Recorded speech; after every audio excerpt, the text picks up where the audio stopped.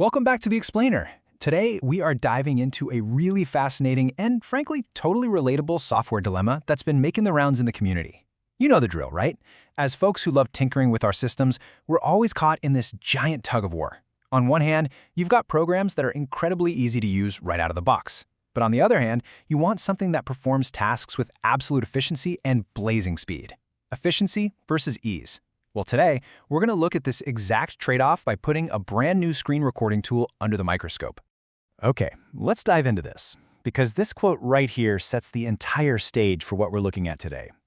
We've got a first-hand review of the EasyCast tool, and the author? Yeah, they do not pull any punches. I mean, the name is literally EasyCast, so you'd expect a breezy, effortless experience, right? But their initial takeaway is surprisingly blunt. They just flat-out state that they don't like the program very much. Why?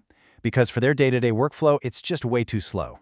Which immediately begs the question, how can something called EasyCast cause so much immediate friction for a user? Section 1. Meet EasyCast Screen Recorder.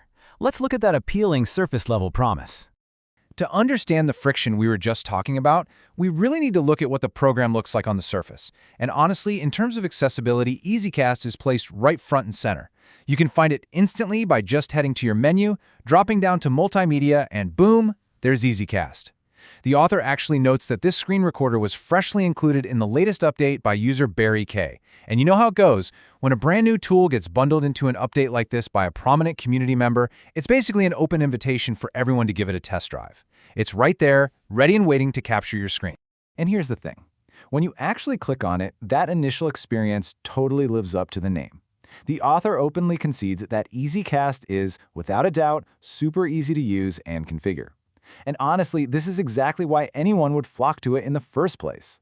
The whole configuration process is designed to be completely frictionless. You aren't wrestling with some massive, complex settings menu or spending hours trying to figure out how to start a basic recording. It promises a streamlined setup, which is a huge draw if you just want to hit a button and start capturing your screen without a headache. Section 2. The backend bottleneck. Now, what's really interesting about this slide is where that promise of easy starts to fall apart. See, the initial promise of ease breaks down the second we look at the hidden mechanics.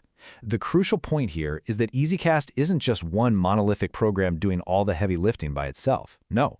Behind that simple interface, it actually acts more like a manager relying on two completely separate internal dependencies. First, EasyCast internally uses a tool called recordmydesktop to actually capture the image on your screen, but then it leans on a totally different tool, ffmpeg, to handle the video conversion. So the entire operation completely hinges on these two underlying tools doing their jobs in sequence. And when we break that sequence down into actual steps, the author's frustration makes total sense. Let's walk through it together. Step 1, you hit record and recordmydesktop starts capturing your screen. All good. But then, step 2, when you finish, the program first has to save that raw capture as a .ogv file. But wait, it doesn't stop there. Step 3 kicks in, and it must use ffmpeg to take that entire .ogv file and convert it into a .avi file. This right here is exactly why hitting that stop button results in a frustrating wait. You aren't just saving a file, you're sitting there waiting for an entire media conversion process to run in the background every single time you finish a recording. And this brilliantly illustrates the core conflict between ease and efficiency. The author points directly to this exact two-step dance as the absolute deal breaker. Saving as a .ogv and then forcing a conversion to a .avi based on your specifications. Sure, it might be happening automatically thanks to the easy interface, but the processing time it demands from your machine makes the whole tool feel incredibly sluggish. The configuration was lightning fast, but the actual file generation, it's a massive bottleneck. Section 3. A faster alternative. Because in a community of tinkerers, we don't just complain, we find solutions. Thankfully, if a tool creates a bottleneck, someone usually has a bypass ready to go. Rather than just venting about the slow conversion times, the author gives us a direct recommendation. While EasyCast is giving you that easy setup paired with a painfully slow conversion, we have another option, xvidcapped Portable. The author explicitly states that this is their preferred alternative, and a huge shout out here to community member Mike Walsh for providing it. If you're a user who really values your time and just wants to bypass that tedious post-recording wait altogether, xvidcapped Portable is definitely presented as the faster, much more efficient way to go. Section 4. Manuals and modding. Let's see what resources are out there if you really want to get your hands dirty. Let's move to and see how this builds out if you aren't quite ready to give up on EasyCast, or if you're just someone who loves understanding the real nuts and bolts of your system. The author actually leaves us a great little trail of breadcrumbs. First up, they link the original starting post over on the old Murga forum. That is an absolute goldmine if you want to read up on the history, the discussions, and the origins of these tools. Secondly, they link straight to the linux.die.net manual for Record My Desktop. So, if you want to truly master EasyCast, reading the manual for the underlying engine that actually captures the screen is exactly where you start. But I have to say, despite pointing us to all of this super deep technical documentation, the author adds this wonderful, relatable human touch right at the end of their review. They admit that, sure, you could use these manuals to heavily modify the tool, but their own main modification? It's incredibly simple.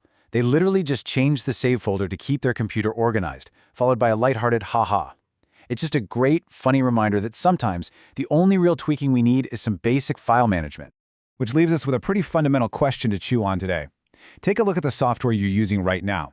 Are you currently sacrificing processing speed just because the initial configuration is easy?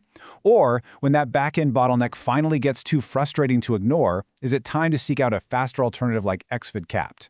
It is a brilliant little case study on why knowing what's actually running under the hood truly matters. Thank you so much for joining me for this explainer. And hey, I highly encourage you to go evaluate your own digital toolkit today. Catch you next time.